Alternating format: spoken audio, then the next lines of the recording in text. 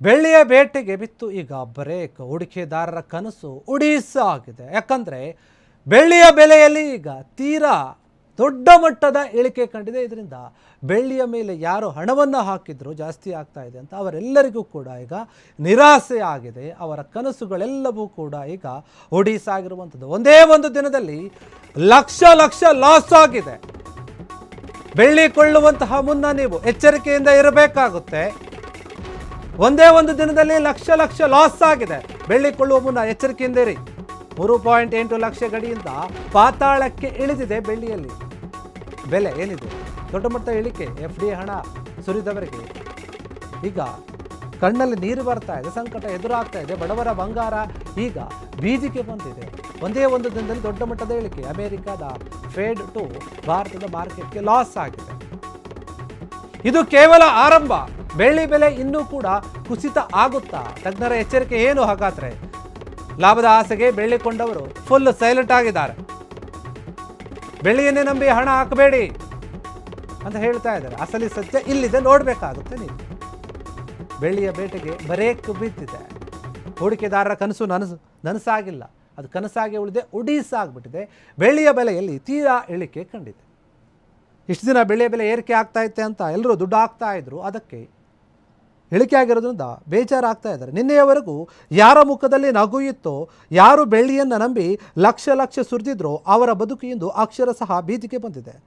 ಹೌದು, ನೀವು ಇದನ್ನು ನಂಬಲೇಬೇಕು. ಯಾಕಂದರೆ ಬಡವರ ಬಂಗಾರ ಅಂತಲೇ ಕರೆಸಿಕೊಳ್ಳುವಂತಹ ಬೆಳ್ಳಿ ಇಂದು ಹೂಡಿಕೆದಾರರ ಪಾಲಿಗೆ ವಿಶೇಷವಾಗಿ ಅದರ ಒಂದು ಪರಿಣಾಮ ಏನಾಗಿದೆ, ಅವರಿಗೆ ಬೇಜಾರು ಮಾಡುವಂತೆ ಮಾಡ್ತಾ ಇದೆ. FD ಹಣ ಬಿಡಿಸಿ ಹೆಂಡತಿಯ ಒಡವೆ ಅಡವಿಟ್ಟು ನಾಳೆ ಬೆಳ್ಳಿ ಬೆಲೆ ಹೆಚ್ಚಾಗುತ್ತೆ ಅಂತ ನಂಬಿದವರಿಗೆ ಇವತ್ತು ಸಿಕ್ಕಿದ್ದು ಮಾತ್ರ ಮರ್ಮಾಘಾತ ಅಂತ ಹೇಳಬಹುದು.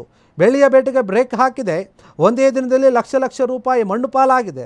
ಅಸಲಿಗೆ ಮಾರುಕಟ್ಟೆಯಲ್ಲಿ ನಡೆದಿದ್ದೇನೋ? ಹಾಗಾದರೆ ಈ ಕುಸಿತಕ್ಕೆ ಕಾರಣ ಏನು ಅನ್ನೋದನ್ನು ಇದರಲ್ಲಿ ನಾವೀಗ ಕಂಪ್ಲೀಟ್ ಆಗಿ ನೋಡ್ತಾ ಹೋಗೋಣ. ನೋಡಿ, ಕಳೆದ ವಾರವಷ್ಟೇ ಬೆಳ್ಳಿ ಬೆಲೆ ಕೆಜಿಗೆ 3,80,00,000 ರೂಪಾಯಿ, ಅಲ್ಲ 3,80,000 ರೂಪಾಯಿ ಇತ್ತು. ಆ ಗಡಿಯನ್ನು ದಾಟಿತು. ಇದು ಹೊಸ ದಾಖಲೆಯನ್ನು ಕೂಡ ಬರೆದಿತ್ತು.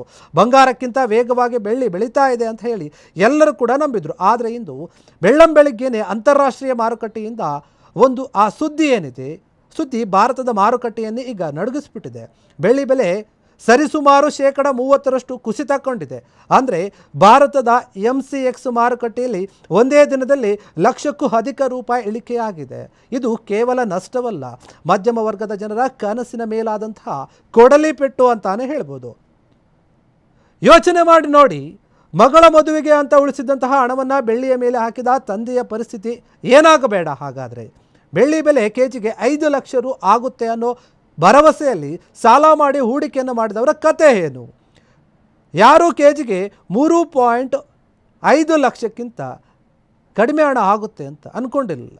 ಕೆಲವರು ಖರೀದಿ ಮಾಡಿರ್ತಾರೆ. ಈವರೆಗೆ ಏನಾಗಿದೆ, ಇವತ್ತು ಒಂದೇ ದಿನದಲ್ಲಿ 80,000ದಿಂದ 1 ಲಕ್ಷ ರೂಪಾಯಿ ನಷ್ಟ ಆಗಿದೆ. ಚಿನ್ನದ ಬೆಲೆ ಗಗನಕ್ಕೇರಿತ್ತು ಅಂತ ಬೆಳ್ಳಿಯ ಮೊರೆ ಹೋದವರಿಗೆ ಈಗ ಅತ್ತ ಕಡೆಯೂ ಕೂಡ ಚಿನ್ನನೂ ಇಲ್ಲ, ಬೆಳ್ಳಿನೂ ಇಲ್ಲ, ಖರೀದಿ ಮಾಡೋಕ್ಕಾಗ್ತಾಯಿಲ್ಲ, ನಿರಾಸೆ ಆಗ್ತಾ ಇದೆ. ಅಸಲಿಗೆ ಈ ಭೂಕಂಪಕ್ಕೆ ಕಾರಣವೇನು ಅಂತ ನೋಡೋದಾದರೆ ತಜ್ಞರು 3 ಮುಖ್ಯ ಕಾರಣಗಳನ್ನು ನೀಡ್ತಾ ಇದ್ದಾರೆ.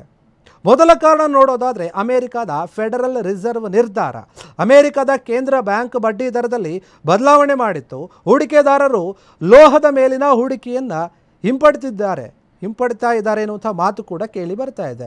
ಎರಡನೇ ಕಾರಣ ನೋಡೋದಾದರೆ ನಾವು ಡಾಲರ್ ಮೌಲ್ಯ ಏನಿದೆ ಅದು ಏರಿಕೆ ಆಗ್ತಾ ಇದೆ. ಡಾಲರ್ನ ಒಂದು ಮೌಲ್ಯದಲ್ಲಿ ದೊಡ್ಡ ಮಟ್ಟದ ಏರಿಕೆ ಆಗ್ತಾ ಇದೆ. ಅಂತಾರಾಷ್ಟ್ರೀಯ ಮಾರುಕಟ್ಟೆಯಲ್ಲಿ ಡಾಲರ್ ಬಲಗೊಳ್ತಾ ಇದ್ದಂತೆ ಬೆಳ್ಳಿ ಮತ್ತು ಚಿನ್ನದ ಮೌಲ್ಯ ಕುಸಿಯೋದು ಸಹಜ ಆಗಿಬಿಟ್ಟಿದೆ. ಈಗ ಅದೇ ಆಗಿದೆ ಕೂಡ ಹೌದು. ಆದರೆ ಮೂರನೇ ಕಾರಣ ನೋಡೋದಾದರೆ ಬೇಡಿಕೆಯಲ್ಲಿ ಕೂಡ ಕುಸಿತ ಕಂಡಿದೆ. ಕೈಗಾರಿಕಾ ಕ್ಷೇತ್ರದಲ್ಲಿ ಬೆಳ್ಳಿಯ ಬಳಕೆಗೆ ಒಂದು ಸಣ್ಣ ಹಿನ್ನಡೆ ಕೂಡ ಆಗಿದೆ. ಈ ದಿಢೀರ್ ಕುಸಿತಕ್ಕೆ ಕಾರಣವಾಗಿದೆ ಆ ತಜ್ಞರು ಕೆಲವೊಂದು ಹೇಳಿಕೆಗಳನ್ನು ಏನು ಕೊಟ್ಟರಲ್ಲ, ಅದು ಕೂಡ ಇಲ್ಲಿ ಸತ್ಯ ಆಗ್ತಾ ಇದೆ. ಆದರೆ ನಾಣ್ಯಕ್ಕೆ 2 ಮುಖಗಳಿದೆ ಅಂತ ಹೇಳ್ತಾರೆ. ಅದರಂತೆ ಹೂಡಿಕೆದಾರರಿಗೆ ನಷ್ಟವಾದರೆ ಆಭರಣ ಪ್ರಿಯರಿಗೆ ಇದು ಹಬ್ಬದ ಸುದ್ದಿ ಅಂತಾನೆ ಹೇಳ್ಬೋದು. ಒಂದು ಕಡೆ ನಷ್ಟ, ಇನ್ನೊಂದು ಕಡೆ ಲಾಭ. ಮನೆಯಲ್ಲಿ ಮದುವೆ ಮುಂಚೆ ಅಥವಾ ಯಾವುದೇ ಒಂದು ಶುಭ ಕಾರ್ಯ ಏನು ಇಟ್ಕೊಂಡಿರ್ತಾರಲ್ಲ, ಅವರು ಬೆಳ್ಳಿ ಬೆಲೆ ಇಳಿಕೆಯಾಗಿದೆ ಅಂತ ಗೊತ್ತಾದ ತಕ್ಷಣ ಅವರಿಗೆ ಖುಷಿ ಆಗ್ತಾ ಇದೆ. ಇದು ಬಂಪರ್ ಸಮಯ ಅಂತ ಯೋಚನೆ ಮಾಡ್ತಾ ಇದ್ದಾರೆ. ಇಷ್ಟು ದಿನ ದುಬಾರಿ ಅಂತ ದೂರ ಇದ್ದವರು ಈಗ ಅಂಗಡಿಗಳ ಮುಂದೆ ಸಾಲುಗಟ್ಟಿ ನಿಲ್ತಾ ಇದ್ದಾರೆ. ಬೆಳ್ಳಿಯ ದೀಪಗಳು, ಕಾಲುಂಗುರಗಳು ಈಗ ಅಗ್ಗದ ದರದಲ್ಲಿ ಸಿಗ್ತಾ ಇವೆ ಜನರಿಗೆ. ಹಾಗಂತ ಈಗಲೇ ಹೋಗಿ ಎಲ್ಲ ಹಣವನ್ನು ಬೆಳ್ಳಿಯ ಮೇಲೆ ಸುರಿಯಕ್ಕೆ ಹೋಗಬೇಡಿ. ತಜ್ಞರು ಒಂದು ಮಹತ್ವದ ಎಚ್ಚರಿಕೆಯನ್ನು ಕೂಡ ಕೊಟ್ಟಿದ್ದಾರೆ. ಮಾರುಕಟ್ಟೆ ಈಗ ಅತ್ಯಂತ ಅಸ್ಥಿರವಾಗಿದೆ, ಈಗ ಇಳಿಕೆ ಆಗಿದೆ. ಒಂದೇ ಒಂದು ಏಟಿಗೆ ದೊಡ್ಡ ಹೂಡಿಕೆಯನ್ನು ಮಾಡೋಕ್ಕೆ ಹೋಗಬೇಡಿ. ನೀವು ಬೆಲೆ ಇನ್ನೂ ಕೂಡ ಕುಸಿತ ಆಗುವಂತಹ ಸಾಧ್ಯತೆ ಇದೆ ಅಥವಾ ಸ್ಥಿರಗೊಳ್ಳುವಂತಹ ಸಾಧ್ಯತೆ ಕೂಡ ಇದೆ. ಎಲ್ಲದಕ್ಕೂ ಕೂಡ ಸಮಯ ಬೇಕು. ಹಂತ ಹಂತವಾಗಿ ಹೂಡಿಕೆ ಮಾಡುವುದು ಒಂದು ಜಾಣತನದ ನಡೆ ಅಂತ ತಜ್ಞರು ಕೂಡ ಸಲಹೆಯನ್ನು ಕೊಟ್ಟಿದ್ದಾರೆ. ಕ್ಷಣ ಕ್ಷಣದ ಸುದ್ದಿಗಳಿಗಾಗಿ ಫ್ರೀಡಂ ಟಿವಿ ಸಬ್ಸ್ಕ್ರೈಬ್ ಮಾಡಿ, ಲೈಕ್ ಮಾಡಿ ಹಾಗೂ ಫಾಲೋ ಮಾಡಿ. ಹೊಸ ಸುದ್ದಿಗಳ ನೋಟಿಫಿಕೇಶನ್ಗಾಗಿ ಬೆಲ್ ಐಕಾನ್ ಮೇಲೆ ಕ್ಲಿಕ್ ಮಾಡಿ.